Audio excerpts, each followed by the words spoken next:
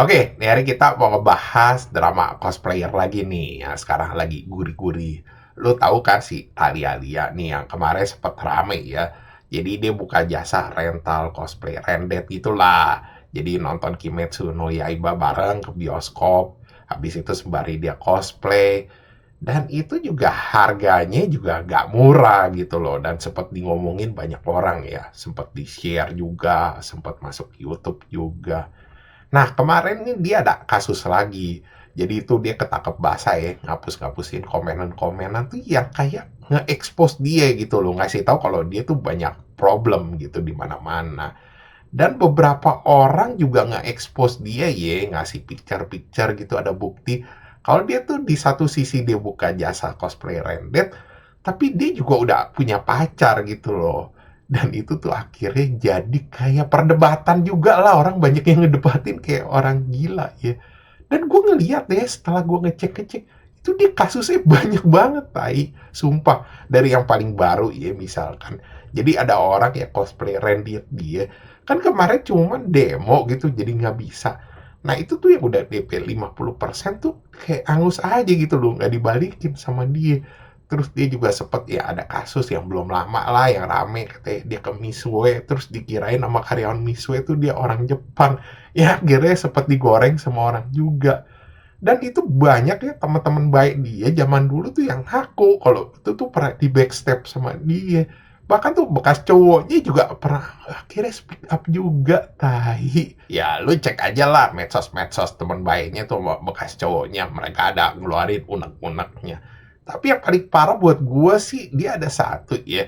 Jadi ada bekas manajernya itu curhat, dia kan pernah magang gitu jadi host live gitu di satu klinik. Dan dia tuh di situ dia bikin ulah sampai tuh manajernya itu kena SP2, bahkan masih ngegantiin itu sampai jutaan rupiah gara-gara ulahnya dia. Dan itu masih seru sih kalau gue lihat ya, dia masih saut-sautan sama bekas manajernya tuh di komenan tuh kalau di mana dibilang katanya kalau yang dijanjiin tuh nggak sesuai. Terus manajernya juga bilang kalau dia tuh kayak males-malesan live nggak nyampe sejam gitu udah cabut gitu tapi nuntutnya banyak.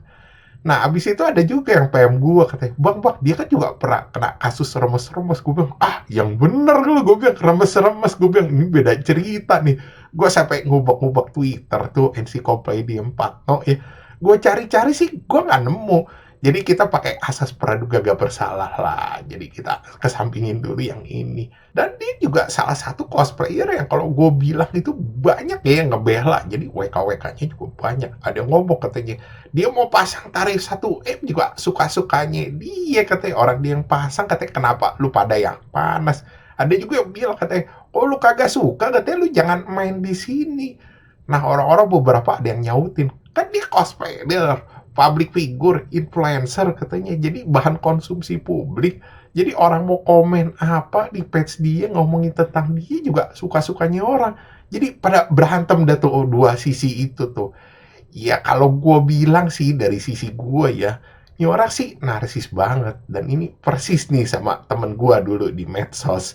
Ya lu tau lah yang sering kongko-kongko bareng gue di Facebook itu pasti tau lah orangnya siapa yang gak usah gue sebut. Jadi orang-orang kayak begini ya emang begini gue lihat-lihat gitu loh. Emang sengaja ya bikin ya begini-begini biar rame tau gak lu. Kan ada juga yang bilang katanya udah tahu orangnya kayak begini katanya kenapa lu masih ngomongin ntar dia jadi ke-up lagi. Ya susah sih kalau gue bilang. Lu kan bisa lihat tuh kemarin dia sempet di ngomongin sama Bang Iseng Nugroho dan dia malah kayak kesenangan gitu. Jadi orang-orang kayak gini emang biasa begitu gitu loh. Misalnya trafficnya lagi turun, ntar pasti ada aja dia bikin drama atau kontroversi apa yang akhirnya ngebikin dia nge-up lagi. Jadi susah banget lu buat kayak nggak ngeliat dia gitu loh di Facebook atau di mana-mana. Pasti bakal nongol lagi. Ya minimal pasti lewat lah di page lu ada yang nge-share atau ada yang komen atau apa. Mendadak lewat-lewat aja walaupun lu udah blok atau apain gitu. Ya gitulah orang-orang yang kayak begini gitu loh. Maunya tuh semua atensi tuh semua tertujunya sama dia gitu loh. Mau semua tuh dunia ngomongin tentang dia. Jadi susah juga kalau kayak berusaha ngindarin gitu supaya waduh gimana nih supaya nggak nongol-nongol lagi.